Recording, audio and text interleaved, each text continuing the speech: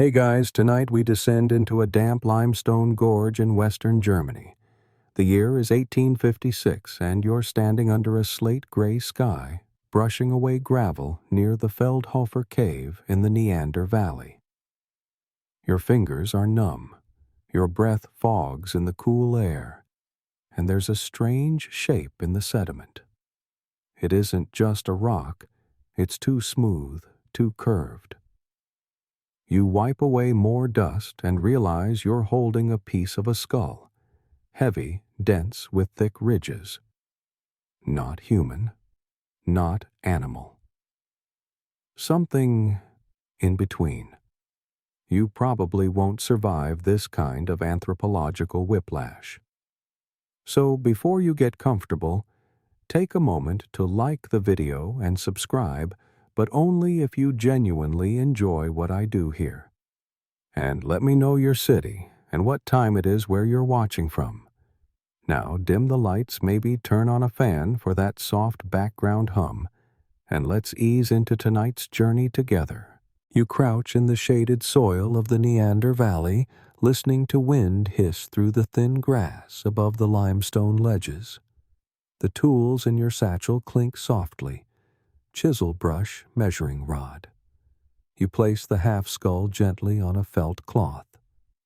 It's brow-heavy with a wide nasal cavity. The cranial vault curves backward like a teardrop. Right away it feels wrong, but familiar. The year is 1856.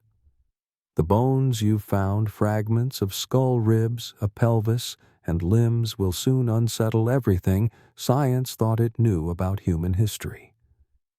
Back in Dusseldorf, Johann Karl Fuhlrott examines the specimen and declares it ancient. Not just ancient, but non-modern. A different species, possibly. One that predated written memory, predated agriculture, and lived in Europe long before your ancestors ever planted a seed. At first, no one believes him. Historians scoff. The idea that there were people before people, and that they might be buried in the earth like animals, upsets Victorian sensibilities. Scientists argue whether it's simply a diseased human, maybe a Cossack soldier with rickets. The arguments echo louder than the wind howling through the valley. You pick up a femur next. It's thick, almost grotesquely sturdy. If the average modern human bone is like PVC pipe, this is like reinforced steel tubing. You roll it between your palms and feel the cool density of a being built for survival, not comfort. In the decades that follow, similar finds emerge. Spy in Belgium, Krapina in Croatia, La Chapelle aux Saints in France. One after another, skulls and bones surface often in caves, sometimes beneath layers of flint and ash. They share certain traits: low-sloped foreheads, broad noses, no chin, immense muscle attachments, always robust, always silent. You light a small lantern and stare into the shadows of the cave where it all started. The limestone seems to lean in closer. Maybe it's your imagination. Maybe it's just the weight of this new idea pressing on your shoulders. That humans were never alone. You wonder what it would have felt like walking through Ice Age Europe as one of them, or near them. Would they recognize you as kin? Would they approach or retreat into the misted forests? No one knows. And historians still argue whether Homo sapiens and Neanderthals interacted in harmony or merely tolerated each other between long silences. Your mind drifts back to that skull, the one with the heavy brow and the enormous brain case. You trace its ridges with your eyes. Was this a thinker, a hunter, a father, or just bones beneath the floor, as forgotten as the valley's name before 1856? The name Neanderthal comes from this place, Neanderthal. Tal means valley in German. named after a 17th century hymn writer, Joachim Neander, who used to walk the area in spiritual contemplation. Strange to think that centuries after his quiet strolls, the valley would host the unearthing of ancient bones older than poetry, older than God, older than language itself. You lie back against the cold rock, listening to distant drips echo from deeper within the cave. Each droplet seems to tick forward through time. You imagine layers of sediment slowly building over centuries, hiding, preserving, waiting. When Charles Darwin publishes On the Origin of Species in 1859, just 3 years after the Neander Valley discovery, the world begins to accept the unthinkable that humans evolved, that we came from earlier forms, that our family tree was not a straight trunk, but a gnarled branching thing full of cousins, offshoots, and ends. Still, it takes decades more for the Neanderthal to earn a place in textbooks. Artists render them as ape-like, stooped, and brutish, not out of malice, but because they simply don't know better yet. Reconstructions show slouched men with dragging knuckles and vacant eyes. The real bones, though, tell a different story. You glance again at the skull. It's not primitive, just different. The eye sockets are large, the back of the head elongated. The teeth are well used but intact. This wasn't a beast. This was someone. A century later, scientists will re-examine La Chapelle aux Saints and realize the original reconstruction was based on an elderly male with arthritis. He wasn't stooped because he was primitive, he was stooped because he was old. Suddenly, the whole image shifts. The brutish caveman becomes a weathered elder, a survivor. You brush dust from the cheekbone. You can almost see the face behind the fossil. Wide nose, strong jaw, thick lips.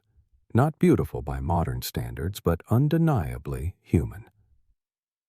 You remember reading that Neanderthals lived in small bands, maybe a dozen or two. They buried their dead. They crafted tools. They endured cold so deep your eyelashes would freeze together. And they did it all with no written language, no agriculture, no cities, just memory and stone and fire, and they lasted a long time, over 300,000 years. That's nearly 3 times longer than Homo sapiens have so far existed. We like to think of ourselves as the pinnacle, but the record shows we're just the most recent. A breeze brushes through the valley now. You pull your coat tighter and glance back at the cave. The bones are still there, safely packed for study. But the real discovery isn't what they are. It's what they mean. That there were others. That the world was shared. That our history is not a single thread, but a woven fabric of creatures who dreamed beneath the stars and fought frost with fire. The lantern flickers. Your eyes droop. The wind settles. You grip the cool, serrated edge of a flint blade, its surface shining faintly under torchlight. It isn't just sharp. It's surgical. The edge flakes are no accident. Each piece has been pressure-chipped with practiced hands, layered with precision. This tool, one of thousands, found across Europe and Western Asia, was made by a Neanderthal, and not just made, but crafted with intent. You flip it in your palm and feel how naturally it rests there, balanced, efficient, deadly. You kneel on the packed floor of a cave in southwestern France. Near you lie scattered remnants of what archaeologists call Mousterian tools, scrapers, points, flakes, and cores. They aren't crude. They're consistent. You can tell someone learned how to do this from someone else, and then passed it on. Unlike earlier species like Homo habilis or Homo erectus, Neanderthals refined their technique. They didn't just bash rocks together hoping for a sharp edge. They used what's called the Levallois technique, a way of preparing a coarse stone to produce uniform flakes. It's complicated, like prepping dough to cut perfect cookies, except each cookie is a razor-thin blade that could take down a bison. You imagine your knuckles scraped and bruised from hours of chipping, shaping, grinding. It's loud. It's tedious. But it matters, because winter is coming and you need tools that won't fail. The floor crunches beneath you, bone splinters. You see a hafted point still embedded in a rib fragment. That means they weren't just carving tools, they were attaching them to wooden shafts, with sinew and maybe pitch or tar. You wonder how long it took to figure that part out. Did one Neanderthal burn their fingers on sticky pine resin while trying to hold it steady? Did another perfect the blend of charcoal and birch bark until it held historians still argue whether Neanderthals invented hafting independently or learned it from early Homo sapiens? Either way, it means fire chemistry, tensile strength, and mechanical insight. These weren't mindless rock throwers. They were engineers of survival. You shuffle toward the cave wall, where stone dust clings to notches etched from repeated work. You press your thumb to a groove worn smooth by years of use. This is where someone sat, over and over, sharpening, repairing, crafting. Their breath fogging the same chill air you inhale now. Outside, the ground is hard with frost. Inside, the fire pops and settles. You squint at a row of spearheads laid out on a flat rock aligned by size. Some are short, with blunt tips for butchering. Others are long and needle-pointed for piercing hides or striking deep into large prey. And the prey was large. Think woolly rhinoceroses, straight-tusked elephants, steppe bison, megafauna that made today's deer look like kittens. To face that, you needed good gear. Neanderthals hunted with thrusting spears, meaning they had to get close, real close, within a few feet. One slip, one misstep, and your story ends under a mammoth's heel. You grasp the imagined weight of that responsibility. If you fail, your group goes hungry. If your tool breaks, it's not just inconvenient, it's lethal. And these tools weren't all for hunting. You pick up a side scraper and feel the notched edge against your calloused thumb. Perfect for working hides, peeling fat, cleaning sinew. Every piece had a purpose. Every motion was memorized. You see tiny flakes, 2 microliths, tools for detailed work, possibly even for woodworking or carving ornaments. One blade looks so refined you'd think it came off a modern lathe. But no, just chipped with bone and brain and time. You wonder how long it took to teach a child this skill.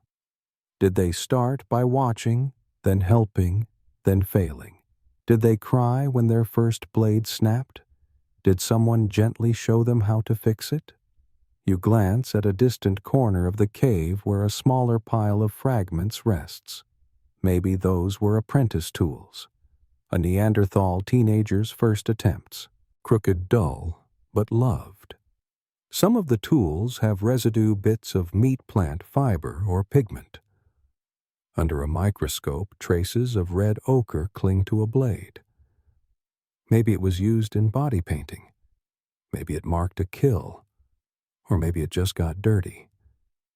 Historians still argue whether ochre use was symbolic or purely utilitarian, but the presence is undeniable. Then there's birch tar. You inhale deeply and imagine the thick, smoky scent. Neanderthals figured out how to distill tar from birch bark by heating it in low oxygen conditions. That's not trial and error. That's chemistry. You need to understand heat containment and airflow. The oldest known tar samples date back over 200,000 years. You lean closer to the hearth and feel its warmth.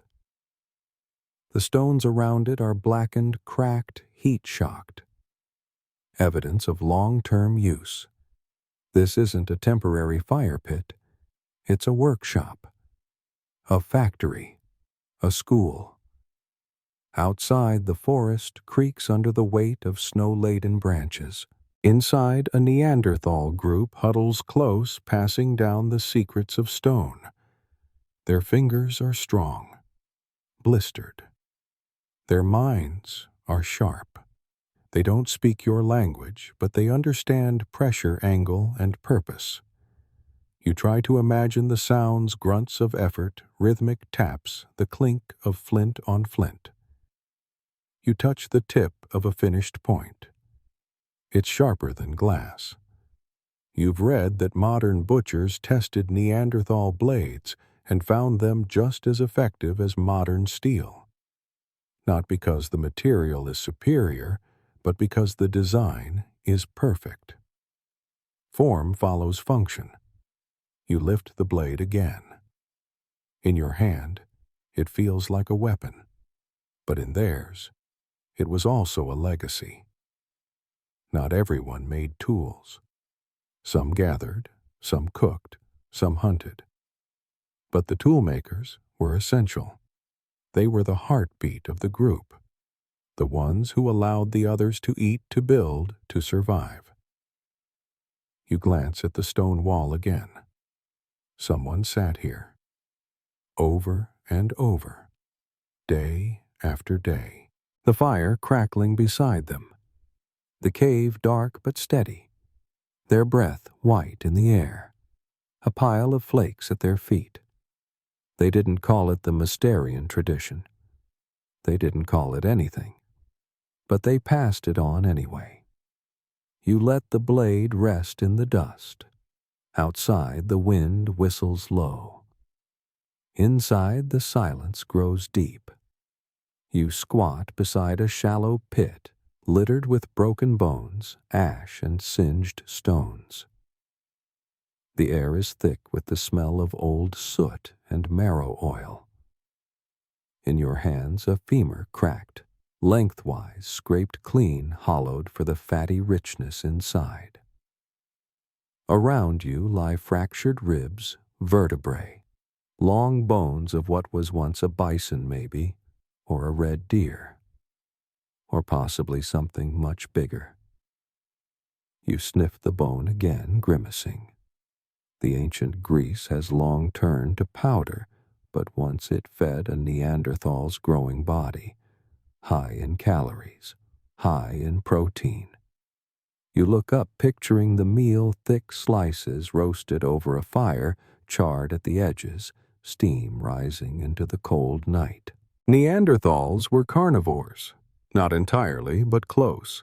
You shift through the remains of 100 fires and find little evidence of plant fiber.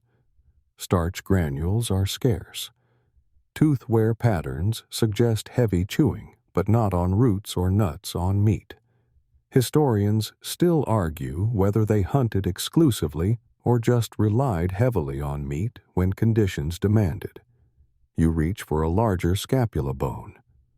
This one's smoother, flatter, burned only on one side. It might have been used as a tray or even a rudimentary grill. Heat from below. Flesh on top. Primitive, yes, but effective. You imagine meat, sizzling juices dripping, someone turning strips with a stick. In colder climates, vegetables were scarce. So Neanderthals followed the herds, reindeer, ibex, horses, aurochs. They moved with the seasons, tracking prey across frozen rivers and icy passes. They didn't store grain. They didn't plant crops. They hunted, and they were good at it. Better than you, probably. Better than most modern humans. You imagine them moving silently through snowy forests, spears in hand, reading tracks in the frost. Not just reading them, interpreting. Estimating weight-gate direction. Knowing when an animal was wounded or rested. You couldn't do that. But they could. You brush ash from a fire ring. Nearby, the cracked skull of a young deer rests upside down, empty sockets facing the roof. You tap its crown lightly.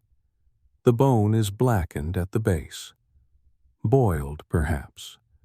Brain extraction. Not pretty, but practical.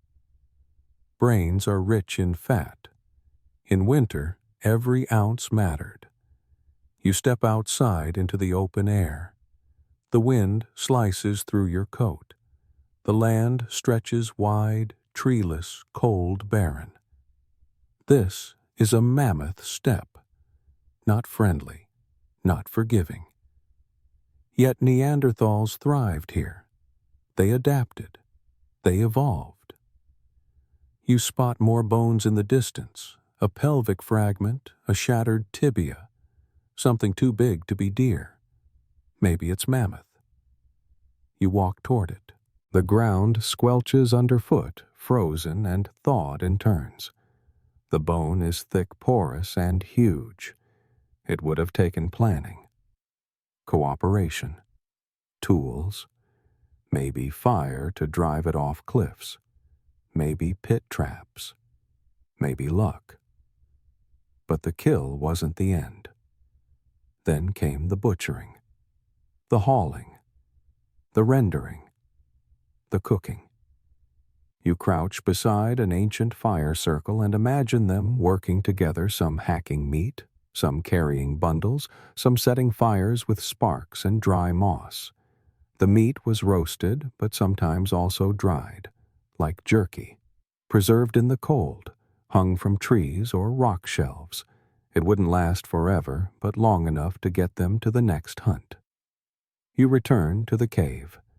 Smoke-stained walls, stone hearth, rib racks drying near the fire.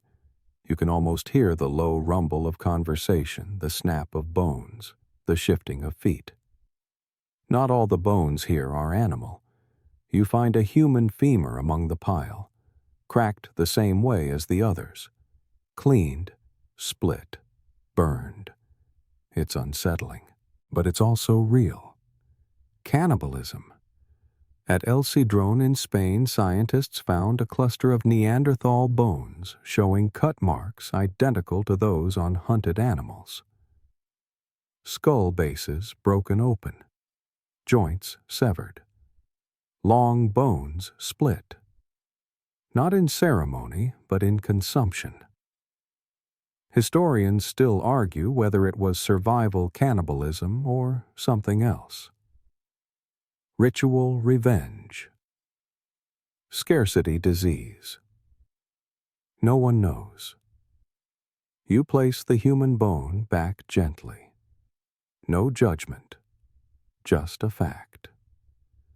They were hungry. They used what they had, but not everywhere. In other caves, Shanidar Kabara, Lapharicia Neanderthal, remains show no such marks. Only burial, or at least deliberate placement.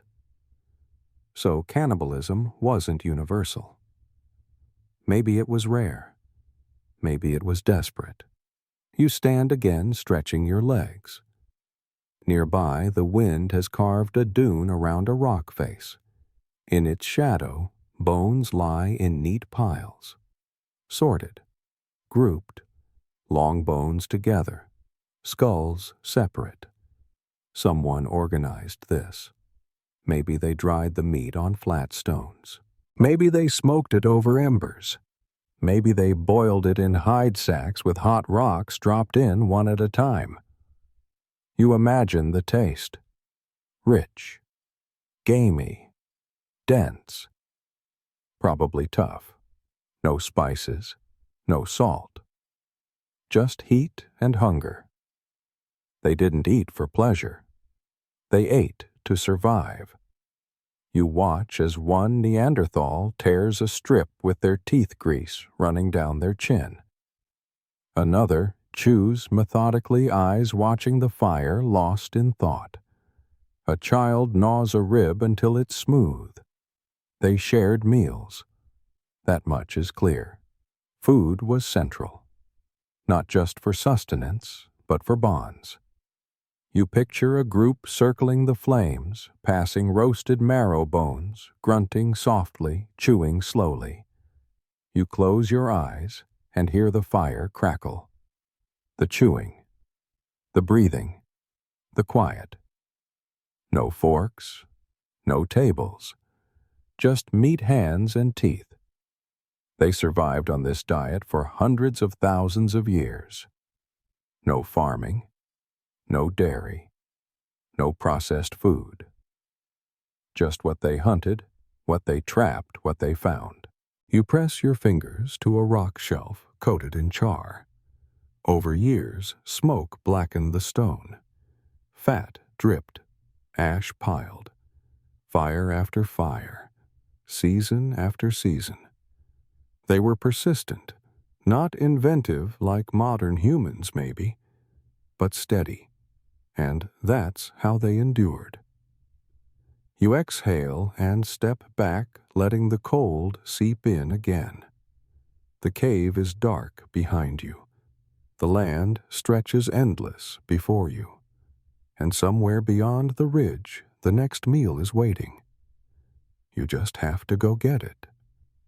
You pull the thick hide tighter around your shoulders. The wind outside moans across the plains, sharp as a blade curling around the jagged mouth of the cave. Your fingers are stiff. Your breath turns instantly to vapor. The ground crunches underfoot with frozen soil and shattered ice crystals. You're standing in Ice Age Europe, somewhere between 40,000 and 80,000 years ago, and it's cold enough to stop your heart if you linger. But the Neanderthals are fine. You glance at the group squatting around a low, slow-burning fire. Their heavy brows cast shadows over deep-set eyes. Thick noses, wide and flat vent, warm breath like a furnace. Their bodies are squat, stocky, dense. Everything about them, broad chests, short limbs, strong legs, is engineered for keeping heat in and cold out. You shift your weight toes, aching in your boots. They're barefoot. You stare. But they don't flinch. Not even when a gust howls into the cave like a living thing. Their skin is ruddy, layered with smoke and grease. Muscles ripple under hides stitched tight with bone needles. No seams loose. No gaps for wind to slip through. You watch as a woman tucks a piece of hide under her child's chin. The child looks around lazily, already accustomed to the icy sting in the air. The fire flickers, lighting soot-darkened walls. Around it, stones hold in heat like a primitive furnace. Nearby, mammoth fat hardens in a wooden bowl, waiting to be smeared on skin as insulation. Neanderthals didn't just survive the cold, they mastered it. They lived across Europe's tundras and taigas, places where temperatures dropped below zero and snow fell heavy as silence. From the British Isles to Siberia, their footprints, and sometimes literal footprints, can be traced across glacial valleys, frozen rivers, and wind-battered highlands. You wander deeper into the cave where the walls close in and the ceiling lowers. Even here you find signs of warmth: ash piles, char-streaked ceilings, heat-retaining rocks arranged to form a sort of chamber. It's not elegant, it's not pretty, but it's smart.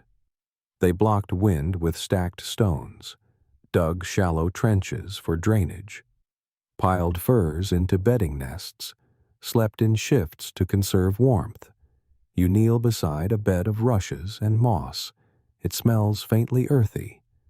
It's compacted into a soft, dry mat. Maybe someone slept here just days before a snowstorm sealed the entrance. Maybe they're still here. Historians still argue whether Neanderthals rotated camps seasonally or maintained permanent winter shelters. Either way, their cold adaptation wasn't luck. It was design. Outside again, you press forward into a white landscape. The snow rises to your knees. The trees are skeletal branches blackened by frost. In the distance, reindeer dot the horizon like moving specks. You think of calories, meat, hide, bone, fat, all essential, all consumable. You press your hand against a tree trunk.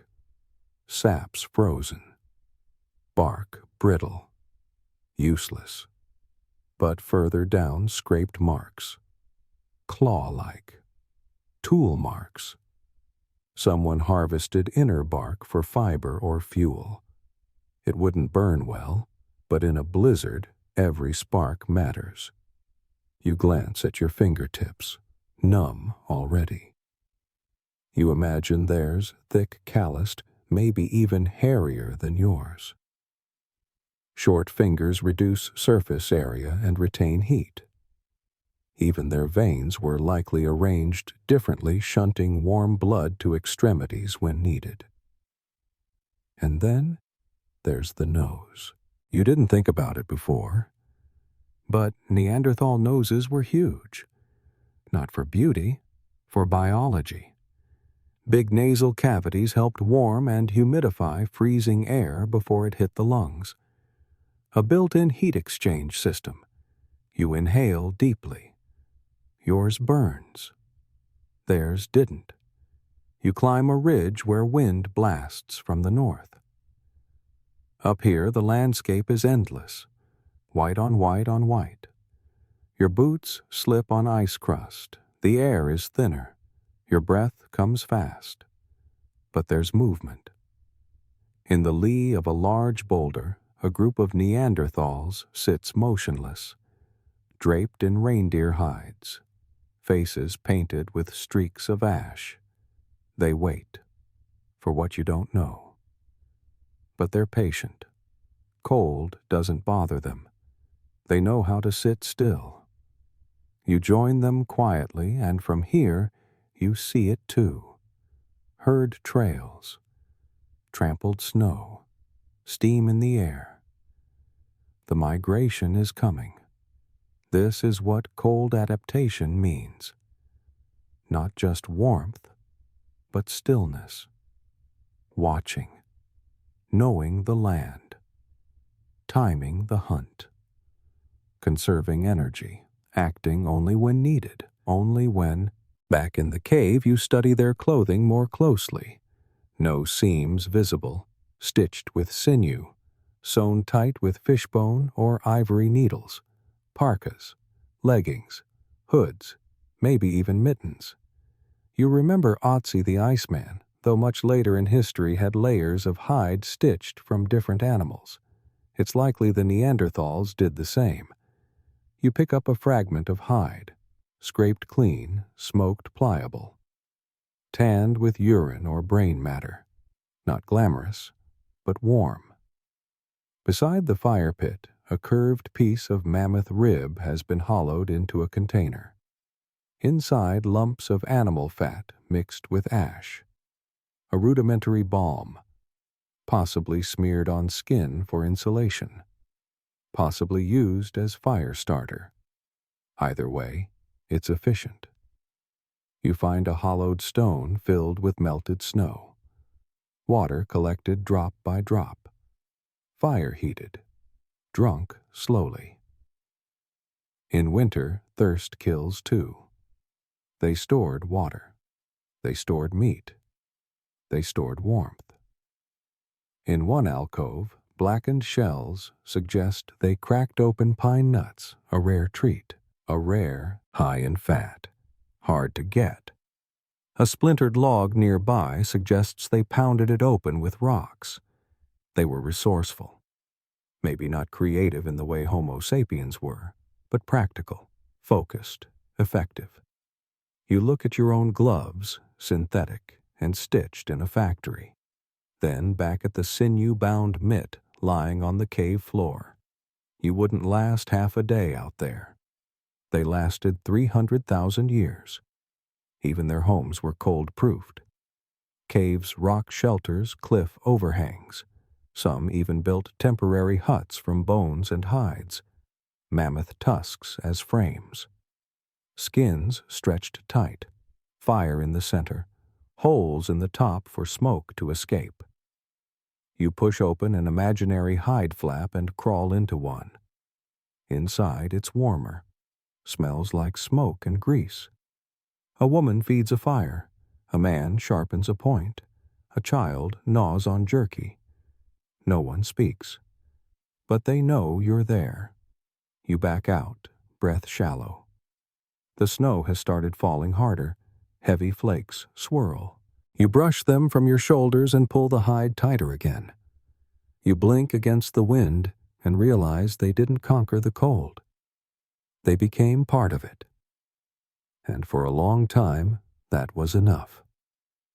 You crouch beside a stone ledge deep inside the cave, your lantern's glow revealing a skull half buried in sediment. It's enormous, heavy-boned. The forehead is low and sloping, the eye sockets large and forward-facing, and that brow ridge it juts out like a built-in sun visor. You reach for your tape measure and confirm what you already suspect: this skull didn't belong to a modern human. You run your gloved fingers across the top of the cranium. The dome is long, tapering toward the back, more elongated than your own. You reach around the rear and feel a bulge known as the occipital bun. It's distinct. The feature supported thick neck muscles. You shift the skull and look inside the cranium. What's remarkable isn't just the shape, it's the space inside. Neanderthal brain volume averaged about 450 cubic centimeters, sometimes more. That's larger than the average for Homo sapiens today. Not by a huge amount, but enough to raise eyebrows. Bigger doesn't necessarily mean smarter, but it means something. Historians still argue whether Neanderthal brains were wired like ours. Maybe they had better vision, better motor control, less abstract thinking. Maybe their frontal lobes were different. But the sheer size of that brain can't be ignored. You lean closer, eye level with the orbits. You imagine what those eyes might have seen. Nights filled with firelight, snow-covered valleys, herds in motion, the gleam of a fresh kill. Their eyes faced forward. Predator eyes capable of depth perception, long-range focus. Probably brown, maybe hazel. Not blue. There's no evidence for that. The nasal aperture is wide. You could fit your thumb inside. That's not just aesthetic, it's functional. A larger nose meant better airflow, better humidification, better survival in frigid air. It's evolution's version of a furnace intake. You rotate the jaw. There's no chin. Modern humans have one. Neanderthals didn't. Their mandibles slope back in a straight line. Their teeth are large, especially the front ones. You run a finger across the worn edges. They use their teeth like tools, gripping, pulling, stripping sinew, softening hides. One molar has been ground down to a nub. Heavy wear. You picture someone in their 50s, ancient for the time, still chewing, still eating. You've read about microscopic scratches that suggest right-handedness, patterns repeated over and over, scrape left, chew right, muscle memory carved into enamel. You lift a humerus next. It's thicker than your wrist, dense. The medullary cavity, the channel inside, is narrow. That means more compact bone, more strength. You flex your own arm without meaning to and feel a little ridiculous. Neanderthals weren't just strong, they were disproportionately strong. Estimates suggest upper body strength 25 to 50% higher than ours. Maybe more. Their shoulder blades are broad and positioned differently. Their clavicles flare out. Their rib cages are barrel-shaped, expanding for larger lungs. More oxygen for high exertion in cold, thin air. The spine arches differently, too, less pronounced lumbar curve. It gave them better posture for constant forward movement. A walking machine, built for range, not speed. You grip the pelvis and trace its shape. Wide, flared, thick. Some scholars believe this helped support a heavier frame. Others think it impacted birth. Neanderthal childbirth might have been as difficult or more so than in modern humans. You rise and glance at a tibia resting against the wall, shorter than expected. Neanderthals had short lower limbs, long torsos. Less surface area meant better heat retention, but it also meant they weren't built for sprinting. They were endurance specialists, stalkers, ambush hunters. A toe bone rolls toward you, squat, flattened. Even their feet were optimized for rugged terrain. No arches, no delicate curves, just grip and ground. You sit back and take in the whole skeleton laid out before you. It doesn't look human, but it doesn't look animal either. It's in between. Every inch is adapted for a world that doesn't exist anymore. Icy plains, steep climbs, brutal hunts. You recall reading about the La Farassier skeleton, nearly complete. A male around 5'6", but weighing over 170 pounds, dense muscle and bone. Another from Kibara, missing only the skull, showed intact hyoid bones used in speech. More on that later. You remember the Shanidar specimens. One, a man who had lost an arm, suffered head trauma and lived years afterward. That body wasn't just strong, it was supported. Someone helped him. He didn't survive alone. You pick up the skull again. It feels almost like a helmet. Thick cranial bones designed not just for protection, but possibly as structural reinforcement. Some theorize the heavy brow ridges absorbed stress from chewing. Others think they evolved to protect the eyes or nasal bridge. No one knows for sure. But it worked.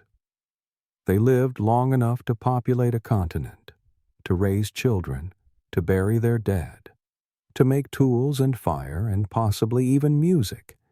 And they did it without modern medicine, without permanent shelter, without technology. You place the skull gently back on its cloth. The torch flickers. Shadows play across the brow ridge and the nasal cavity. In that moment, the face almost looks back at you. Not aggressive, not simple, just silent. The silence stretches. The cave is still.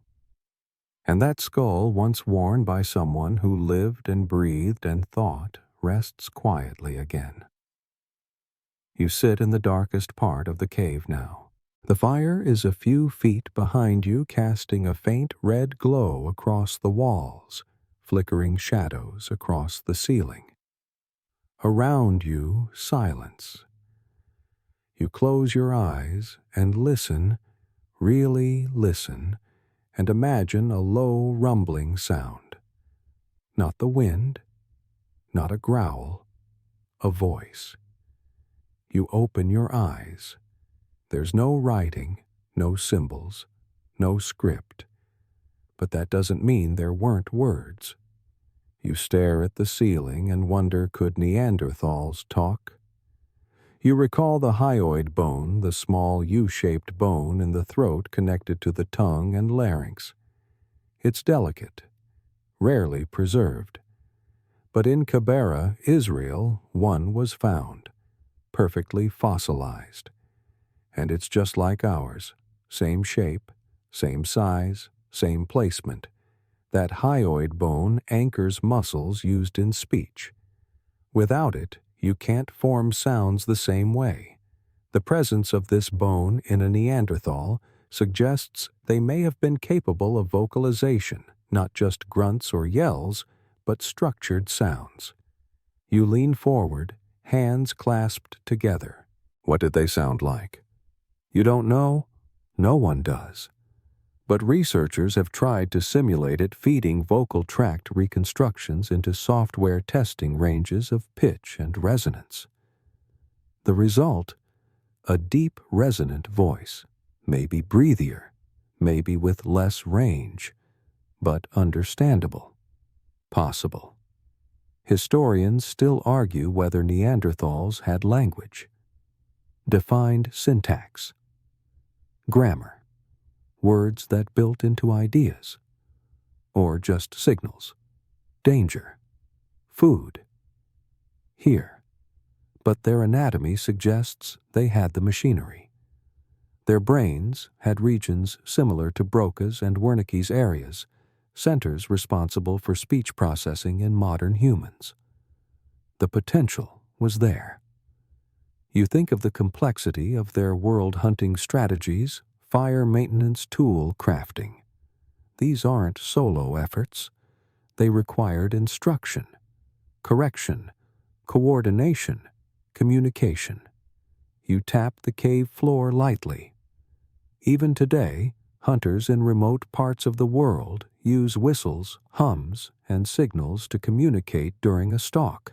Neanderthals likely had their own forms. Maybe not sentences, but intention, tone, meaning. You imagine a group around a fire. One gestures to another. A few guttural syllables follow. Another stands and walks toward the meat rack. Not a word was spoken the way you understand it, but a message was sent and received. You glance at the ceiling again. Smoke has blackened the stone, but no symbols remain. Unlike Homo sapiens, Neanderthals didn't leave behind written clues or cave art in abundance. That absence clouds the picture. Was it because they lacked imagination or simply different needs? There's a fringe idea. You've read a few linguists argue that Neanderthal speech might have relied more on tone and inflection than vocabulary, like singing or birdsong. Not less intelligent, just different. You lie back on the hide and try to picture the sounds.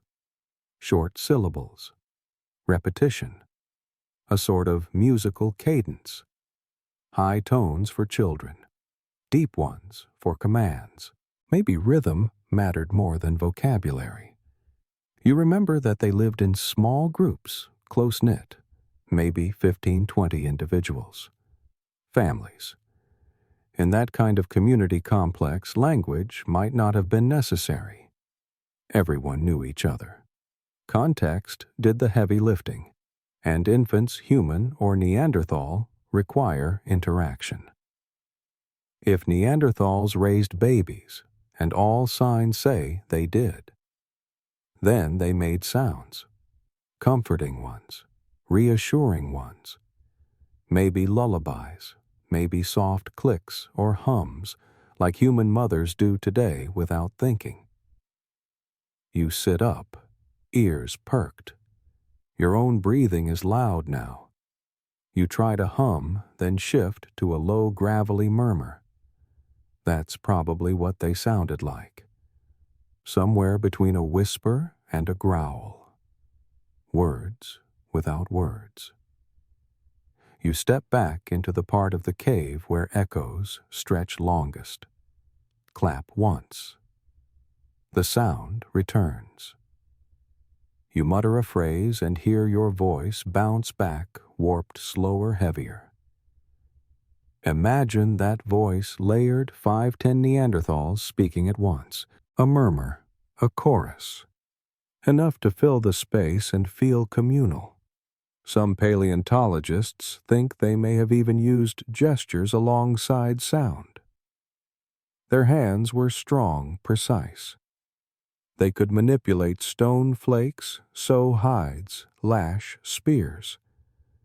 They likely used gestures pointing, shaping, guiding as extensions of thought. You curl your fingers into a silent signal. Thumb toward chest. 2 fingers forward. Could that have meant me hunt? You'll never know. But one thing's certain, they needed to communicate. Coordinated hunts required planning. Building shelters required cooperation.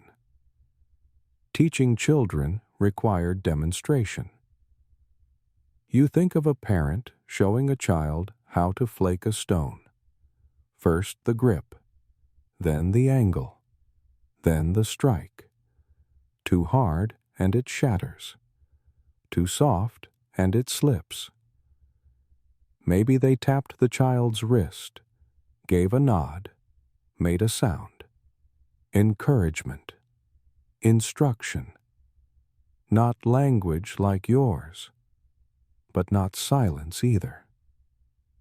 The debate continues. No Neanderthal script has been found, no dictionary, no recorded syllables, but their fossils suggest the possibility. And the quiet in the cave is only empty because you're listening with modern ears. You rub the dirt from your hands and rise. You speak aloud a simple word. Fire. Your voice echoes. It sounds human. But you wonder how different would it sound to a Neanderthal? Would they recognize it? Would they answer? The embers glow behind you. Outside, the cold wind presses against the stones. Inside, the silence remains. But it's not empty. It never was.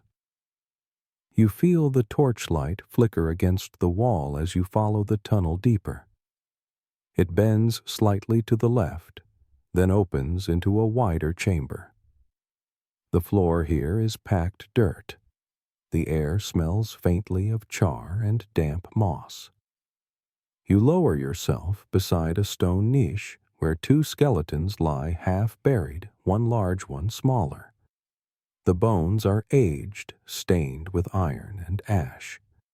You don't need a measuring tape to see it clearly. These 2 weren't strangers. They belonged together. You shift slightly, brushing away loose soil, and spot something unexpected near the pelvic bone of the larger figure. A small carved piece of bone, no clear function. Decorative, sentimental. You turn it in your fingers. Smooth edges, possibly pierced. It may have hung from something, or someone. It reminds you of the genetic evidence. You rise slowly and picture another place, another time, a wooded valley, a fire flickering beneath a canopy of pine, a woman, Homo sapiens, walking cautiously into a clearing. Ahead of her, not a rival, but a Neanderthal man, shorter, broader, wary. Their eyes meet. Neither runs. Historians still argue whether these encounters were common coerced or rare acts of curiosity. But the evidence remains sealed in the double helix. You carry Neanderthal DNA. 2% maybe more. So does nearly everyone of non-African descent. That means at some point the two species met, and not with weapons, but with intimacy. You squat by the fire and imagine it, a different kind of negotiation, a different kind of union. They must have touched, spoken, or at least grunted something recognizable, long enough to share not just a glance, but genes. Was it love? Not likely. At least, not in the way you understand it today. There were no ceremonies, no vows. But there was something. Shared space, shared warmth, shared blood. The genetic data tells us more, that the exchange wasn't one-sided. It happened more than once, over generations, across regions. It wasn't an accident. It was a pattern. You return to the skeletons. The smaller one is juvenile. Maybe a child. Maybe the offspring of such a union. Modern analysis suggests some interbreeding produced fertile offspring. Not hybrids humans. Slightly different genetically marked, but viable. That child might have inherited a Neanderthal's immune genes, or thicker skin, or even a tendency for higher pain tolerance. You rub your shoulder absent-mindedly and wonder if your resistance to cold comes from them. You walk slowly across the room. On the far side, a slab of rock is blackened with age. You sit. You reflect. They didn't write poetry, but they might have mourned. You think of the burial sites, the ones with arranged bones, pollen traces tools, placed beside bodies. Some see these as evidence of ritual. Others say it could have been accidental. Wind, rodents, a coincidence. But the Neanderthals placed their dead in specific positions, curled, sheltered, sometimes even covered. That shows intent. And intent means recognition, of loss, of connection. You take out a piece of cloth and begin sketching the chamber. Bones, tools, char fragments, the remnants of two lives spent in proximity, not just biologically but socially. This wasn't a story of invasion. Not entirely. It was one of interaction, of lines crossed, of barriers ignored. The species met. And at least sometimes they joined. You've read the criticisms. Some argue that Neanderthal DNA entered our lineage through isolated incidents rare scattered. Others claim there may have been entire communities of blended descent. We don't know. The record is incomplete. The debate continues. But the results are permanent. Neanderthal DNA affects skin pigmentation, hair texture, sleep cycles, even how some modern humans respond to viruses. You wrap your sketch and set it aside. Behind you, the fire dims. There's another layer to this. In 2010, scientists sequenced the Neanderthal genome. It changed everything. Suddenly, the past wasn't just bones and charcoal, it was data, testable, traceable, living in people today, not in the museums, but in muscles and marrow. You imagine two people side by side, one modern, one Neanderthal. In silhouette, you could tell them apart. Up close, less so. The differences blur. They share so much more than they differ. You recall that cheekbone structure, that wide pelvis, that heavy brow. It lives on here and there diluted, but present. You shift back toward the skeletons and place the carved object near the smaller one's rib cage. Just for a moment. Just for thought. It's not romanticism. It's genetics. Reality encoded in spirals. The mingling wasn't a mistake. It was part of the story. Not just competition, not just extinction, but entanglement. You kneel by the stone ledge again, your lantern burning low, now casting a dim, steady glow over a figure stretched out in the sediment. Legs drawn up slightly, arms folded inward. The skull tilts toward one shoulder, not crumpled or abandoned, but placed. The ribs curve upward like a cradle. You brush away dust near the lower torso and pause. There, nestled around the bones, are traces of pollen. Bright yellow flecks locked in soil for tens of thousands of years. No roots nearby. No evidence of natural intrusion. The flowers must have been carried, brought intentionally, set down with care. You stare at the remains and feel the silence settle around you. Was this a burial or just convenience? Historians still argue whether Neanderthals practiced ritual burials or merely disposed of their dead in protected spaces. But the evidence here, Shanidar Cave, northern Iraq, is hard to ignore. Pollen from multiple flower species suggests placement, not random scattering, deliberate choice. You sit back and close your eyes. You picture a quiet procession. The group gathered at the cave entrance. A body wrapped in hide, maybe tied at the wrists, maybe carried on a sling, maybe held. A hole scraped into the ground, not deep but enough to shelter, enough to keep the cold off. Someone places sprigs of yarrow hyacinth, maybe knapweed. They're not edible, not tools, just flowers. You inhale the scentless air and imagine fragrance, subtle, fleeting, crushed under fingers and stone. Someone kneels beside the form. A hand rests on the brow. There are no words, only breath. That's one version. But there's another. Some scholars argue that the pollen may have blown in later, or been brought by rodents, that the positioning of bones was incidental, that the flowers weren't flowers at all, but weeds. It's possible, but not certain. You lean forward again.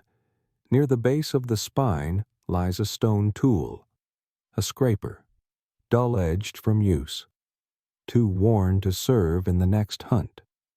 But why leave it here? Grave goods sentiment, or just a forgotten possession? No one knows. But they've found similar things elsewhere, tools near buried bones. Sometimes animal bones beside human ones. Maybe offerings. Maybe markers. Maybe both. You walk slowly toward another alcove in the chamber.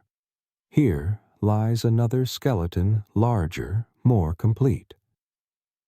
The skull cracked but intact. The position is unusual. Limbs drawn tight, jaw open. This one wasn't buried. It was placed, deliberate again. But not hidden. Perhaps exposed until scavengers came. Perhaps returned to. Perhaps revisited. Some Neanderthal sites show evidence of reopening graves, of rearranging bones, of revisiting the dead. Why, you try to imagine that mindset. Maybe the dead were guides, or warnings, or comfort. Maybe they were just missed. Maybe they were still somehow part of the group. You crouch beside the remains and think of modern traditions. Cemeteries, markers, offerings, stone cairns. The impulse isn't new. It runs deep, even in beings we once called primitive. You scrape your hand through the dirt and uncover more fragments burnt bone. The femur is scorched black. Charcoal embeds the joint. You've seen this before. Burned burial. Not a full cremation, but a partial one, like fire was part of the ritual. But what does it mean? Purification, protection, grief, or simply disposal? Again, no one agrees. Some insist that Neanderthals cared deeply for their dead, that they mourned, sat vigil remembered. Others say they behaved as animals might, removing the dead from sleeping quarters. Nothing more. You place the burned femur down, carefully, respectfully. The evidence goes beyond Shanidar. In La Chapelle aux Saints in France, a skeleton was found buried in a shallow pit on its back, surrounded by stone tools and animal bones. The area had been cleared of debris. No sign of animal disturbance. A shelter in death.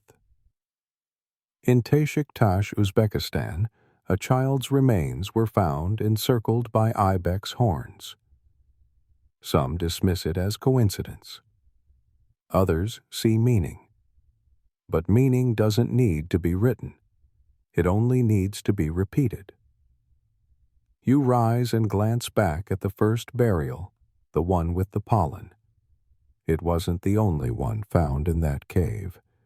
Several Neanderthals over years were buried in the same chamber. That suggests memory.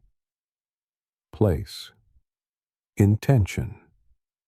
A location chosen and reused. Not by accident, but by tradition. You reach for your sketch pad again and mark the outlines. The skulls. The tools. The scatter of char. You add faint markings for the possible flowers. Then you close the pad slowly.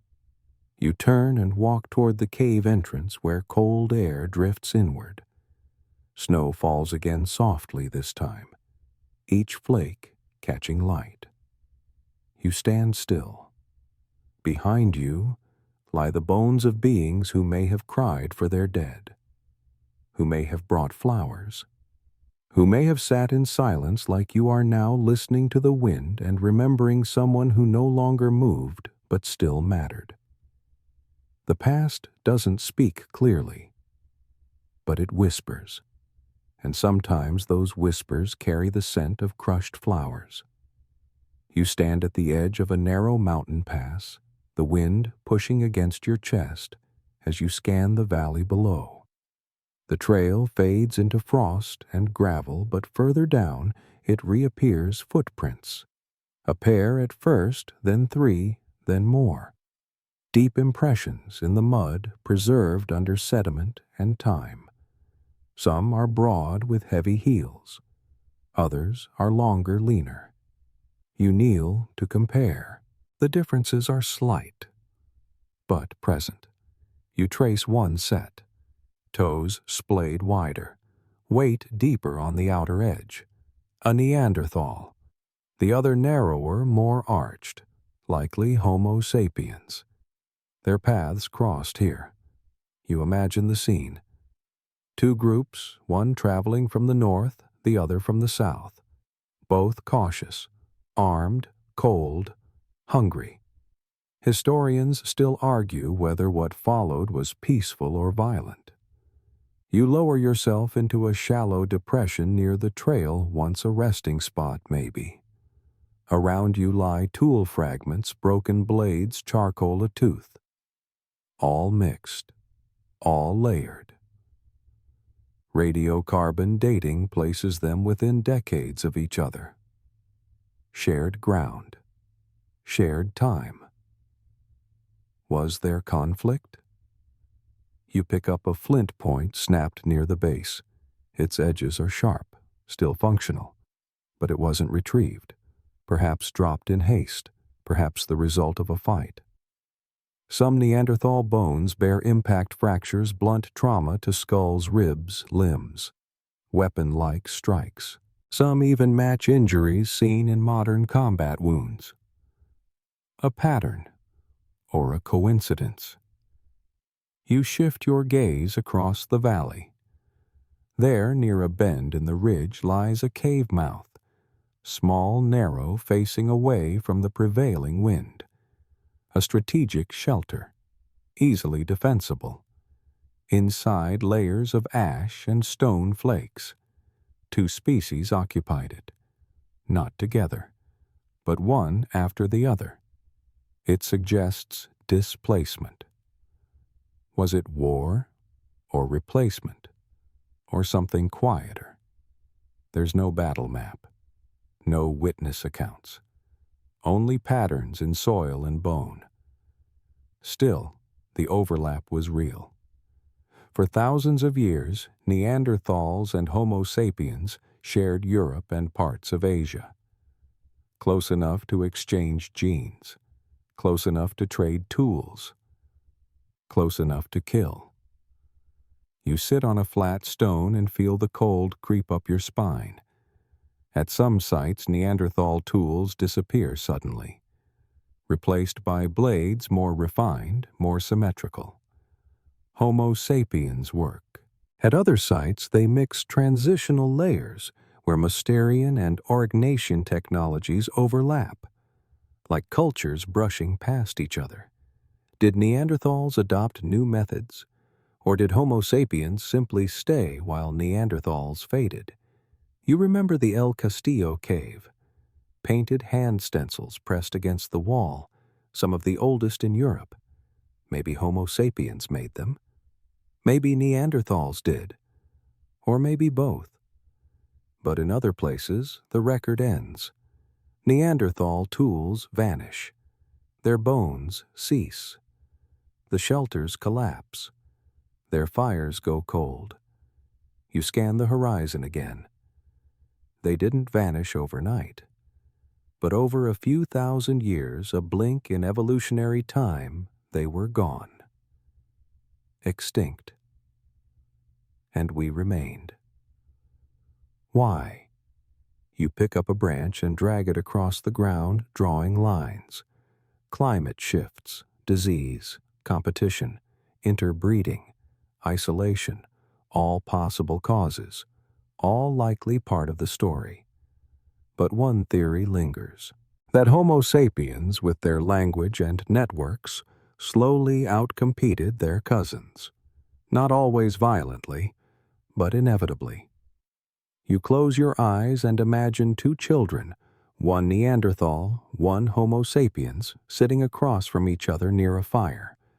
They share food. They mimic gestures. They laugh, maybe. Then one leaves, grows up, moves on. The other is left behind. And slowly, those left behind become fewer. Then none. You brush your palm across the ground. The soil is cold, packed rich with the detritus of life and death. Somewhere here it ended, not with a scream, not with a charge, but with a quiet decision. A path not taken. A fire left unlit. You turn toward the trail again. The footprints are still there. Side by side. For a little while. You settle by a shallow pit lined with stones, its edges charred and cracked, its center filled with gray-black ash. The fire here burned long. Not hours, not days, but weeks, maybe longer. You lean forward, brush aside a thin layer of dust, and find more small charcoal fragments, remnants of wood reduced to carbon and time. The stones themselves are heat-shocked, reddened, some fractured from exposure. This was no casual flame. Neanderthals tended fire with discipline. You reach for a stick and gently stir the ash. Still dry, still layered. Below it, traces of burned bone. Animal, not human. Split, cleaned, burned again. A sequence of use. A sign of maintenance. Their fires weren't accidental. They weren't single events. They were stations kept fed, guarded. Essential. Historians still argue whether Neanderthals could create fire or only conserved it. Some say they mastered ignition using iron pyrite against flint, producing sparks that lit dry lichen or powdered fungus. Others say they depended on lightning strikes or carried embers between sites. No one's certain. But either way, once fire was lit, they kept it alive. You imagine the firekeeper, someone chosen or simply careful, tending the coals at dawn, adding dry twigs, blowing gently through a hollow bone tube to coax the ember. Not letting it die. Not ever. Because fire meant more than warmth. It meant life. The cave's temperature drops fast at night. Without fire, breath turns to ice on stone. Meat spoils. Water freezes. Fire softens. Hides hardens. Spear tips illuminates darkness. It holds back predators. And it calms. You squat beside the fire ring and feel the warmth that once radiated here. You imagine a circle of figures hunched around it, backs to the cave wall, faces lit in orange and shadow. A mother mending hide. A man repairing a point. A child asleep in the corner, nose pressed to fur. The fire cracks. A log shifts. No one flinches. This is home. The ash pile grows. Sometimes they shove it aside to start again. Other times they layer new fires atop the old. The result is stratified hearths, time measured in charcoal. You pull a stone from the edge and examine its face. Blackened on one side only. Always placed with intention. Always facing inward. Maybe it reflected heat. Maybe it just fit well. You've seen fire sites in dozens of caves, La Ferracie Grotte du Lazare Bruniquel, some with fire pits as long as a mattress carefully bordered, others with multiple fires in rows, suggesting shared space or shift rotations. Not random, structured. At Bruniquel Cave in southern France, deep underground researchers found broken stalagmites arranged in circles. Burn marks suggested fire had been lit there. Over 100,000 years ago. No Homo sapiens in that region at that time. Only Neanderthals. They carried fire into the dark. You reach for another log. Thick. Fossilized. Char runs along one side like frozen lightning. It might have been a central beam. You try to imagine the smell. Dry oak. Animal fat. Smoke lingering in the hair and skin. Every night they gathered here. Not for story, not for song, but for function. And maybe more. You picture the way fire dances, how it softens harsh features, how it turns eyes to glass. Even now, modern humans stare into flames with quiet fascination. That need, that pull it, began long before us. You rise and circle the hearth. The soot climbs the cave walls thickest near the ceiling. Over time, it layers. Smoke marks in black rings like tree rings in reverse. How many nights did they burn? How many generations sat beneath that stain? You find an old jawbone, its teeth cracked, lying in the ash. Burned after use. Maybe tossed into the fire for disposal, or boiled, or both. You set it aside gently. Nearby, an elongated flat stone rests upright, not for heat, for cooking. Splayed ribs may have rested on it, turned slowly. A Neanderthal grunts flips meat with a stick. Fat sizzles, smoke curls. You close your eyes and hear it, the soft pop of sap, the crackle of wood, the low rhythm of breath. No talking, just sound. The fire always the center. You reach into your coat and pull out a match. Just one. You strike it slowly. The flame bursts to life. Small. Controlled. You hold it over the pit and imagine it catching. Feeding. Building. You blow it out. And the dark returns. But not for long. Because someone long before you would have added another branch. Moved a coal.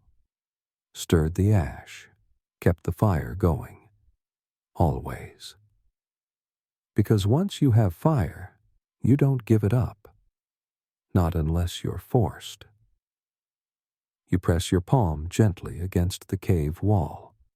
It's rough and cold, the surface uneven, where water once dripped and froze, where soot and time layered silently. Your fingers follow a faint line etched into the stone, shallow but deliberate. Not natural. A curve then, a jagged turn. Not language. But not random either. You tilt the lantern upward and catch more lines. Some cross, others spiral. A few marks repeat short vertical slashes arranged in groups. You step back to take it in. It's not a picture, not a symbol, but it is intentional. Neanderthals made marks. Historians still argue whether these marks were art communication or simply idle scratches, but they exist. From Gibraltar to France to Spain, shallow grooves and patterns have been found carved into cave walls, bones, and even tools. You return to the wall, running your fingers over one set of intersecting lines. They don't resemble any recognizable creature. They're not hunting scenes, not maps. They're abstract. You pause. Maybe they're just a way to pass time. Or maybe they meant something that can no longer be translated.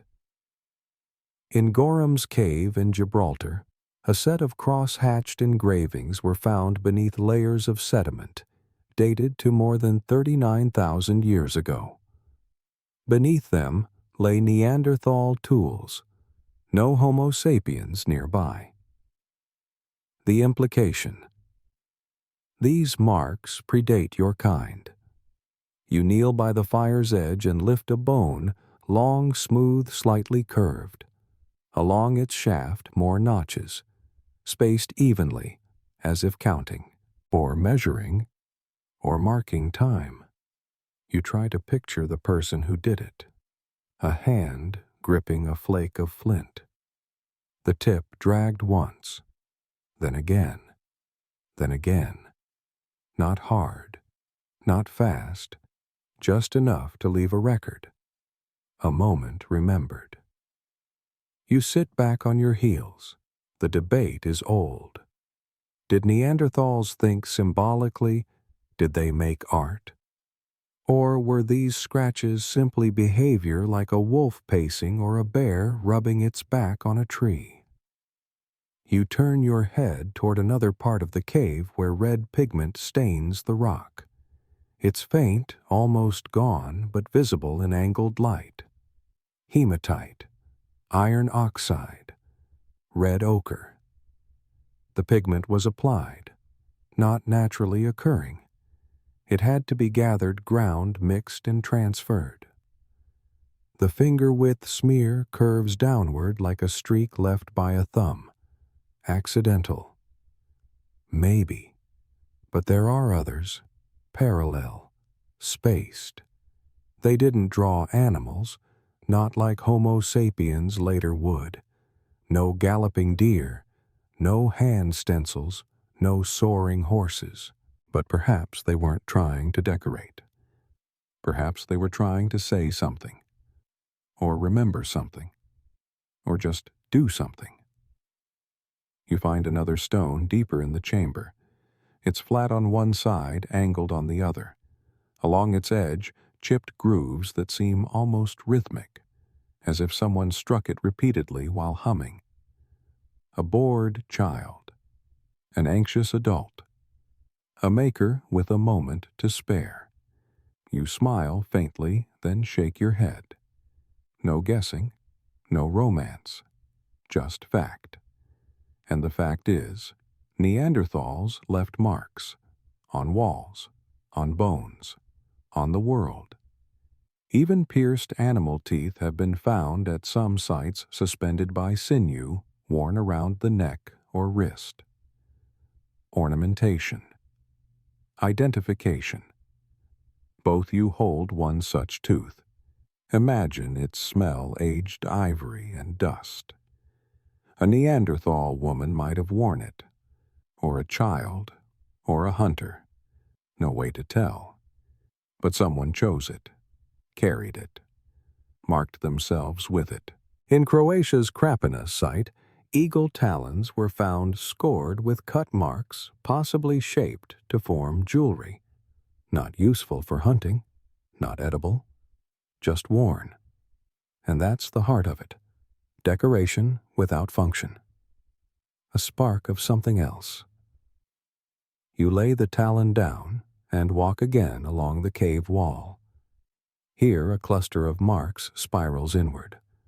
Not deep enough to last forever, but deep enough to last until now. The cave is silent. Your breath echoes slightly. Your steps are muffled. You kneel once more and brush a layer of dust from a broken shell. It's perforated, smoothed, strung once perhaps on a strip of hide. A necklace, a charm, or just something found, kept, and forgotten, even if it's not art. By modern definition, it's something else in tension. Repetition. Memory. You rise slowly, stretching your back, and glance one last time at the etched wall. Whatever it meant to them, it meant enough to carve, enough to keep, enough to leave behind. And now you're here, reading it, tracing it, wondering. That's the link, not the message, but the act of making it. You climb the slope slowly, the incline steep and lined with loose stones. Each step shifts under your weight. The wind picks up, carrying bits of frost and dry grass. At the top, the landscape levels out, and the view opens wide valleys below, streaked with snow, and above you, a limestone bluff. Along its base lies a cluster of stones, bones, and debris arranged in ways that don't follow nature's patterns. You crouch beside a low outcrop and see the pile-long bones, mostly femurs and tibias. Arranged, not scattered. Stacked. Pointing in similar directions. Not buried. Not dumped. Stored. Neanderthals collected bones. You pick up a femur. Heavy, smooth, aged to the color of driftwood. Its ends are clean, no tooth marks. No breaks. Intact. It wasn't used as fuel. It wasn't chewed by animals. It was saved. You look around. More bones, some upright, some laid flat. a few set into shallow depressions in the earth packed in place. The site feels organized, not ceremonial, but consistent, intentional. You move to a second pile nearby. This one includes antlers, jawbones, even parts of spines. The diversity is strange. Not just food waste. These weren't discarded. They were gathered. Historians still argue whether Neanderthals stockpiled bones for practical use tools, fuel, or construction, or whether some deeper motive drove the behavior.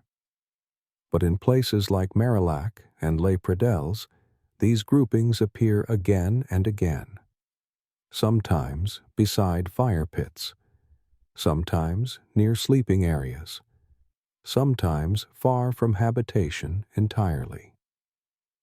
You brush aside soil from a concave stone with embedded bone chips. A workbench. Possibly. But again, no sharp flakes here. Just long, complete bones. No signs of shaping. No scoring. You squat back, take in the sight. It resembles a cache. You imagine a group passing through hunting, gathering, then returning weeks later. Bones left here as markers, or as resources, or something less tangible. You walk toward the cliff wall. At its base lies a shallow rock shelf. Inside, more bones, protected from rain, elevated from snow. And behind them, a flat stone pushed deliberately against the rock face. Not heavy enough to seal an entrance, but placed. You shift it aside. More bones, some child-sized. One skull fragment. You place it carefully in your lap and trace its curve. No burn marks. No breakage. Just weathered time. Were these bones of the dead or of the hunted? The site doesn't say. You place the skull down gently and scan the area. Bone hoarding has been observed in modern animals, foxes, hyenas, even ravens. But this is different. Not hidden, not chewed, not forgotten. These bones were moved, grouped, and in some cases revisited. You remember reports from Goyet Cave in Belgium. Neanderthal bones intermingled with butchered animal bones, but again, not all were processed. Some were stored, as if selected, as if recognized. The mountain wind shifts, blowing dust in a spiral. You pull your coat tighter and sit by a cluster of vertebrae arranged in a near line, 5 in a row, spaced evenly, like spools on a shelf. You tap each lightly. The sound is hollow uniform. You rise and walk along the bluff's edge. Here a femur rests atop a flat stone alone exposed to sun and wind. Not buried. Not forgotten. Maybe placed. And that raises the question, why were Neanderthals expressing memory? Practicing some form of proto-ritual, or simply organizing resources? Some suggest these were leftovers of group meals. Others think they served practical purposes to weigh down hides, mark boundaries, brace shelters. But some bones show none of that use. They're just there, waiting. You walk back toward the main pile. You place a new bone, one you carried from below alongside the rest. Its shape matches. Its size, too. You align it with care. Now it fits. A small act, but one that mirrors something very old. Gather. Arrange. Leave behind. You step back and feel the silence thicken. Above, birds circle in slow arcs. Below, the valley stretches in pale gold and gray. You turn once more to the bone pile. It doesn't answer, but it remembers. You stand in the half-light of a stone shelter, the fire behind you casting a low orange glow across the rocky walls. In front of you, a display unlike anything you expected, a collection of skeletal remains, arranged side by side, mostly arm bones, one femur, a shoulder blade, and next to it, the humerus of a Neanderthal male, thicker than your own wrist and twice as dense. You reach out, grasp it gently, and feel the weight. The shaft is broad. The bone is solid like oak with a surface marred by thick muscle scars, ridges, and grooves left by tendons that once pulled across it with immense force. This arm didn't just lift, it hauled, twisted, braced, and struck. You flex your own arm in comparison.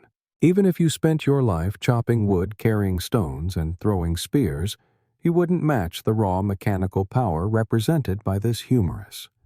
Neanderthals weren't just strong. They were profoundly strong. You examine the radius and ulna next, the forearm bones, shorter than yours but thicker, shaped by years of hard use. Researchers have analyzed muscle attachments on these bones and concluded that Neanderthals had the grip strength of modern athletes, maybe more, enough to crush plants, scrape, hide, hold struggling prey, or wield heavy spears with one hand. You pick up the scapula, the shoulder blade. It's broader than that of modern humans. That means more surface area for muscle. Bigger deltoids. Thicker rotator cuffs. A different posture, too. They didn't stand slouched as once thought. They stood upright, solid, anchored by a neck that carried more weight and braced more strain than yours does now. You turn toward the leg bones. Neanderthals weren't tall. Average height hovered around 5'4" to 5'6", for males, slightly less for females. But their bones tell the story of bulk, not stature. The femur before you could pass for a tree branch. Robust, dense, nearly straight, less curved than yours, less springy. Built not for long-distance running, but for grounded power. They walked with heavy, stable steps, short strides, low centers of gravity. You run your hand along the femoral neck and down to the knee joint, thick, reinforced. The entire skeleton points to one truth. Neanderthals lived through muscle. You think about their daily life, hauling mammoth meat, dragging carcasses, climbing rock faces, chopping wood with stone, wielding spears in close-quarters ambush. Every day was work. Every motion had resistance. There was no rest. You glance again at the hands. Their fingers were broad. The distal phalanges' fingertips were large and powerful. The thumbs especially were massive, not just wider, but positioned differently, angled for precision grip. More rotation, more pressure, more control. They didn't just hold tools. They worked them. Sharpened stone, scraped sinew, pressed flakes into shafts with firm, exact force. The strength wasn't just in the biceps, it was in the grip, the rotation, the shoulder torque. Modern boxers, lumberjacks, climbers, few match that kind of load-bearing durability. You pick up a rib fragment and examine the curvature. Neanderthals had wider barrel-shaped rib cages. That gave them larger lungs, more oxygen intake, more endurance in cold oxygen-poor air. The chest wasn't narrow and tall, it was broad and deep, like a bellows. Even their toes bore the load. Flat, thick, reinforced for rocky terrain. When you walk barefoot over gravel, you wince. They didn't. They pressed forward. You remember reading about repetitive stress injuries found on Neanderthal skeletons, elbow damage from spear thrusting, shoulder wear from overhand scraping, arthritic knees by middle age. They worked themselves hard, and they didn't stop.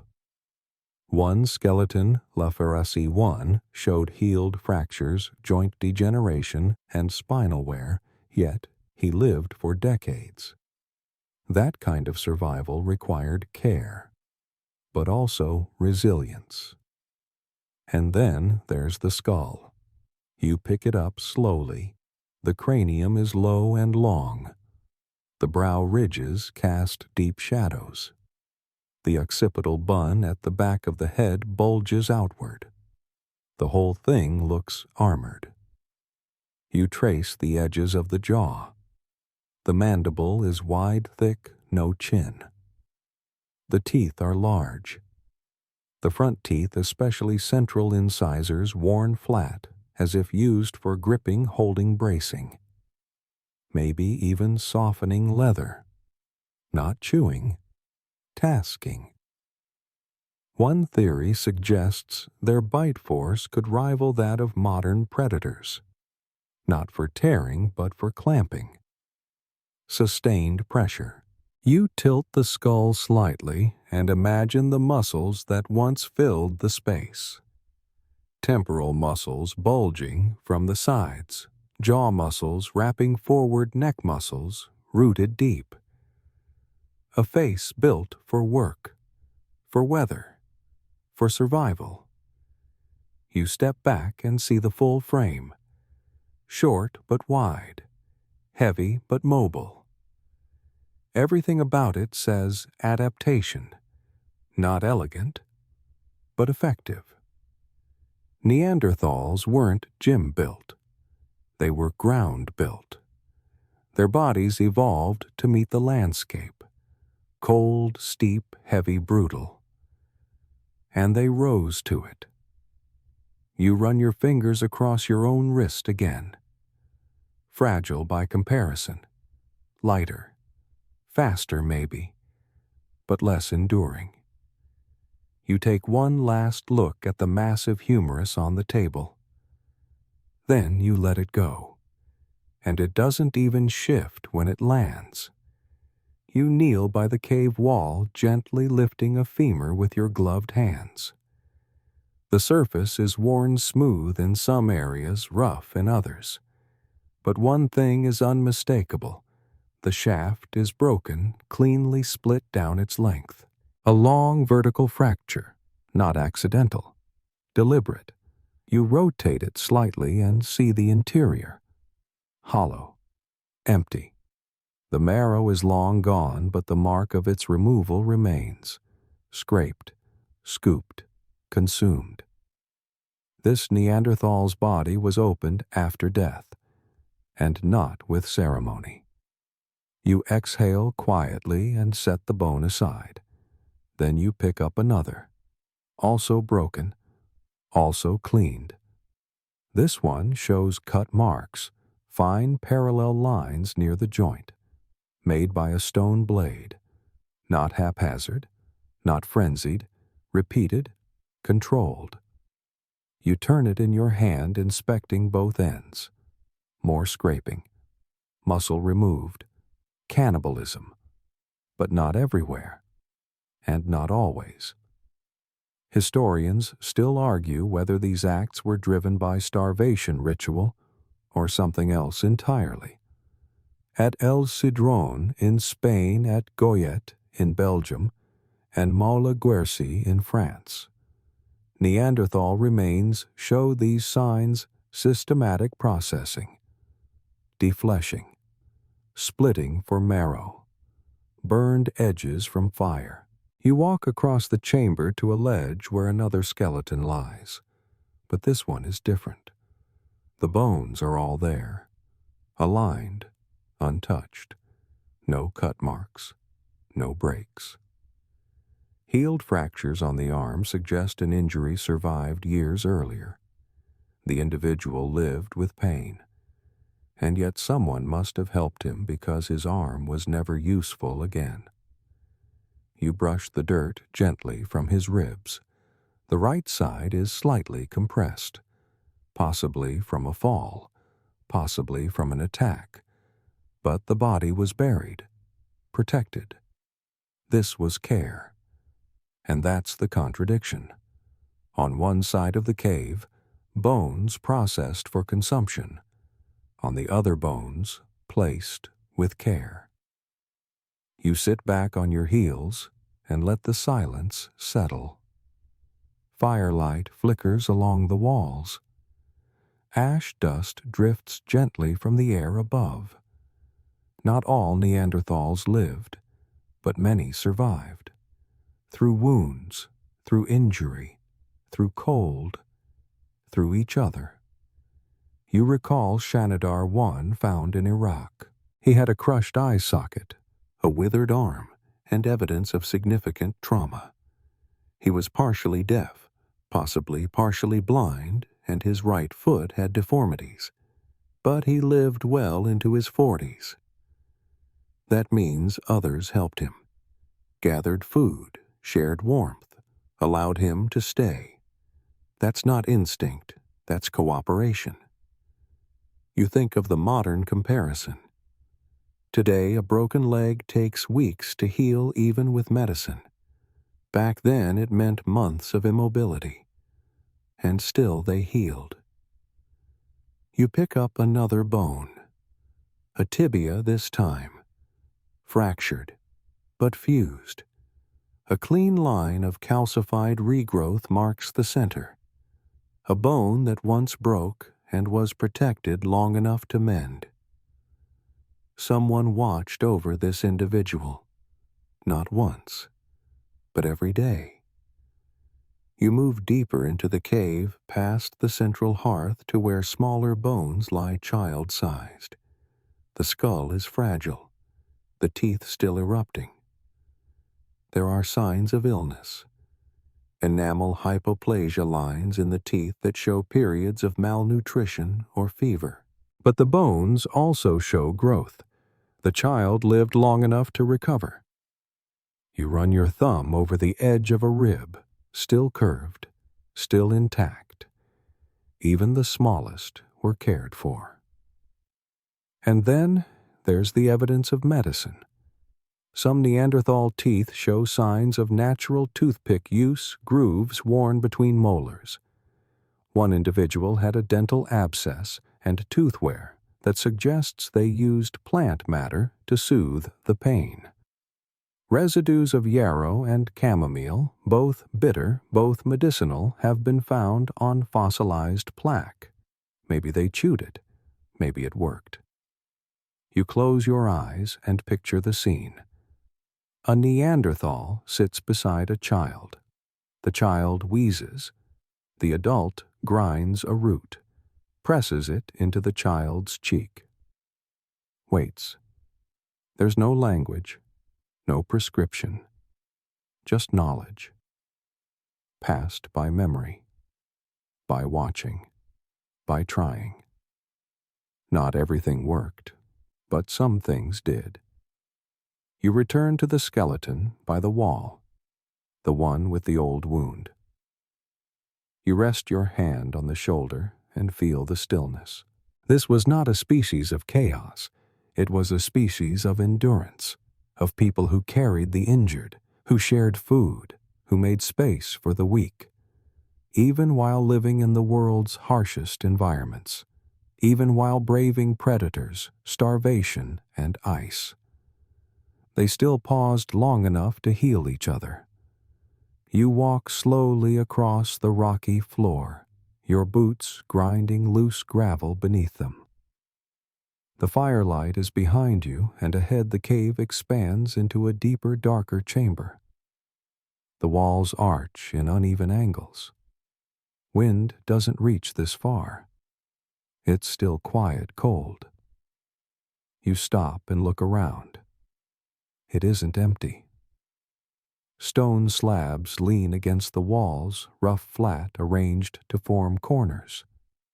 not random, not scattered. You kneel beside one and trace your hand along the base. It's been moved here, carried, placed. You step back and take in the space again. Neanderthals built partitions, low walls made of stone blocks, circles of stacked rocks, dividers of mammoth bone. They created living zones inside caves, organizing space by task, by function, maybe by status. In the Lazaret cave in France, archaeologists uncovered stone slabs placed deliberately to form shelters within a larger shelter. A cave inside a cave. Inside there were flat surfaces possibly for sleeping, hearths for warmth, bones piled for fuel. You imagine the effort. No cranes, no carts, just arms, backs, and time. You squat and press against one slab. It doesn't budge. Hundreds of pounds. Dragged across the floor. Anchored by pressure. Supported by surrounding stones. Not for art. Not for beauty. Just protection. You run your hand along the edge of one hearth, a shallow depression lined with heated stones. Ash still fills the center. Blackened bones peek from beneath it. Another hearth sits 10 feet away. A second fire circle. They didn't just pile fuel in the middle of the room. They built stations. Zones. You step across to another side of the chamber where bones are stacked loosely. Animal bones, mostly ribs and vertebrae. You recognize them, not just leftovers. These were used as insulation, wedged into wall cracks, layered along stone rows. They blocked drafts, and then trash piles. You pass by one near the rear wall. Small bones, chips, fragments of flint, sinew fibers, charcoal, all discarded together. Consistent, not everywhere, just here. This was a refuse corner. They didn't sweep, they didn't bag it up, but they managed waste. You kneel beside another bone pile. A heavy rock rests on top, possibly to weigh down a hide, or to keep animals from digging, or just habit. The space feels lived in, not just occupied, arranged. Neanderthals didn't build cities, but their caves weren't chaos. They divided areas for sleeping, cooking, crafting. At Mesmaiskaya and Amud caves, remains show similar structure. Not always identical, but always present. You move toward a flattened bedding area, soft earth pressed down, layered with plant matter and animal fur. You dig lightly. A layer of bracken. Under that, dry moss. Under that, leaves. A bedding pile. Deliberate. In some sites, archaeologists have found beds over 6 feet long, spacious, elevated slightly with bark and branches. You try to imagine the smell, musk, smoke, pine. Not clean, but comfortable. At the entrance of the cave, positioned to catch light, you find stone tools, dozens. Not random scatter. A tool-making zone. Chips of flint. Sharpened cores. Scrapers in various states of use. This wasn't the kitchen. This was the workshop. You pick up a blade and feel its edge worn but intact. You imagine the hands that worked it. Sat here, focused, with children nearby. Or not. Maybe it was silent. You rise again and face the whole chamber. It isn't art, but it's design, and it speaks. They had spatial memory, purpose, repetition. They returned to the same places, slept in the same corners, cooked at the same hearths, sharpened tools in the same pools of light. It's not architecture, but it's intentional space. Even at open-air sites, you find the pattern. At Moldova in Ukraine, they constructed circular huts out of mammoth bones and tusks over 15 feet in diameter. Bones arranged in a ring, fire in the center, hide coverings stretched across the frame. Not for beauty, for survival. You walk to the rear wall again. There's no painting here, no handprint. But near the floor, you find a small pile of pebbles stacked, sorted by size. Maybe for a game, maybe for a purpose now lost, but sorted. You let your hand rest there, fingers brushing the top stone. Even without furniture, without rooms, without bricks, Neanderthals shaped their homes. Caves were not just places to sleep. They were controlled, adapted, lived in, and slowly filled with the traces of days, months, years. You sit against the back wall. The wind doesn't reach you here. The fire glows softly across the space, and you realize this isn't just a shelter. It's a home. You pick up a small blackened pendant lying among scattered bones and stones. The object is an eagle talon hollowed and perforated near the base. The edges are worn smooth, indicating it was strung and worn perhaps as a necklace or bracelet. The talon is heavy with history. It carries the scent of smoke and ancient earth. You imagine a Neanderthal fastening it to a strip of sinew, clasping it around their neck before venturing out into the cold. Adornment, style, identity. Neanderthals had these too. For a long time, popular imagination painted them as crude and uncreative, but evidence says otherwise. In sites across Europe, archaeologists have found pierced shells, colored pigments, and ornamental bones. Not all of these artifacts are practical. Many appear purely decorative. You kneel beside a pile of ochre-stained bones. Red ochre, a pigment rich in iron oxide, was widely used by Neanderthals. They ground it into powder and applied it to their bodies' tools and possibly cave walls. Some scholars suggest ochre had symbolic meaning, perhaps related to rituals, group identity, or status. Historians still debate whether these actions represent abstract thought or practical use like insect repellent.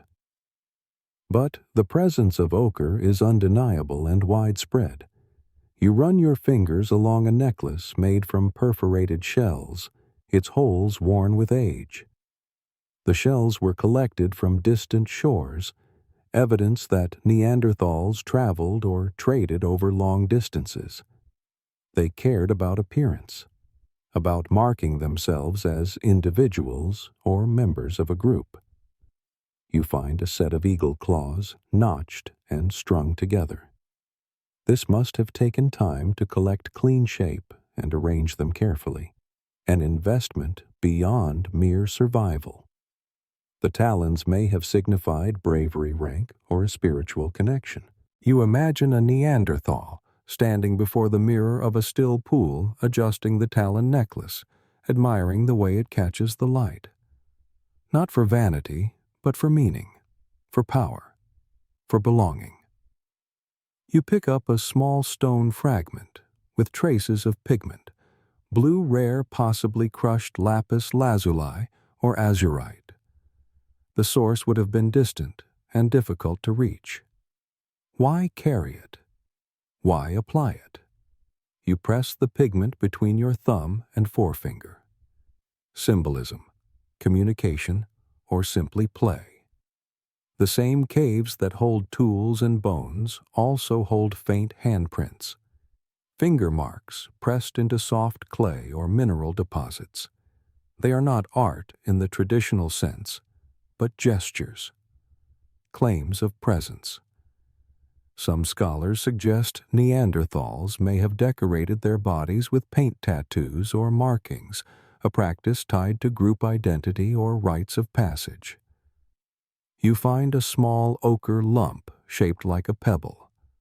It's been ground down on one side, worn by repeated use. Maybe a crayon, maybe a tool, maybe a piece of memory. You pause, imagining Neanderthals preparing for a hunt, adorned with paint and talons, projecting strength and unity. Style wasn't frivolous. It was survival and expression. You place the talon necklace gently back on the stone floor. The firelight flickers. Outside, the wind sweeps over rocky ridges. You realize Neanderthals were not only fighters and survivors. They were people who wore their history on their skin. You trace your fingers along the jagged coastline where the land meets the restless sea. The waves crash with relentless rhythm, spitting salt spray high into the cold air. This is Gibraltar, the last known refuge of the Neanderthals, a place where their footprints fade beneath the rising tides. You stand at the edge of a rocky beach, peering down at smooth pebbles and scattered bones. Beneath your feet, imprints pressed into soft mud. Long ago have been uncovered by archaeologists. Footprints left by children and adults, preserved as a snapshot of a vanished world. Here at the southern tip of Europe, Neanderthals clung to existence even as the climate warmed and Homo sapiens spread across the continent. The caves in this region sheltered their final days. This was their twilight. You walk along the shore, imagining groups moving cautiously through dense brush and rocky outcrops, aware that their world was shrinking. The sea level was rising, swallowing the land they had known for millennia. You pick up a small fossilized shell worn smooth by water and time. The sea was a resource as much as a barrier, offering food and materials. Neanderthals collected shellfish, seaweed, and possibly fished. Though evidence is scarce, recent findings suggest they had some knowledge of coastal foraging. You pause at the entrance of Gorham's Cave. Inside, the layers of sediment reveal repeated occupation by Neanderthals over tens of thousands of years. Hearths, tools, and art marks provide a glimpse into their lives. But you also notice something else: signs of isolation. No new tool styles, no fresh innovations, just persistence. You think of a family sitting by a fire in this cave, watching waves crash. Children play with driftwood. Adults prepare meat. The air smells of salt and smoke. The world outside is changing fast. Scientists debate what caused the final disappearance of Neanderthals here. Was it competition with modern humans? Climate shifts, disease, or a combination? You imagine the last Neanderthal stepping out into the sunlight, feeling the warmth for the first time in ages. The shoreline is different. The forests receded. The animals they hunted were fewer. You look back into the cave. The walls are dark and soot-stained. You think about all who lived here before, people with stories now silent. Their footprints vanish under sand and surf, but they remain quietly etched in stone and memory. You breathe in the salty air and step away. The tide pulls in, slowly, and with it, the final traces of a lost world. You sit with a worn leather-bound journal in your hands. Its pages are filled with faded ink and scribbled notes, some nearly illegible with age. This is the modern scholar's record, filled with theories, hypotheses, and arguments that never quite settle. a testament to the mystery that is Neanderthal history. You flip through the pages, slowly stopping at a chapter titled Theories That Won't Die. The margins are full of annotations and cross-references. You trace your finger along the words. One theory proposes that Neanderthals suffered from brain overheating due to their large cranial volumes and heavy musculature. The argument goes that this physiological trait may have limited their endurance or cognitive flexibility in warmer climates. Others counter that they were perfectly adapted with nasal structures and blood flow systems that regulated temperature effectively. Another debate centers on Denisovan hybrids. Discovered only recently through DNA analysis, Denisovans are a mysterious cousin species that interbred with both Neanderthals and modern humans. Some scholars suggest they contributed genetic material that enhanced survival in certain environments, while others argue their influence was minimal. You pause and look out a window. The sky is gray, steady rain falling.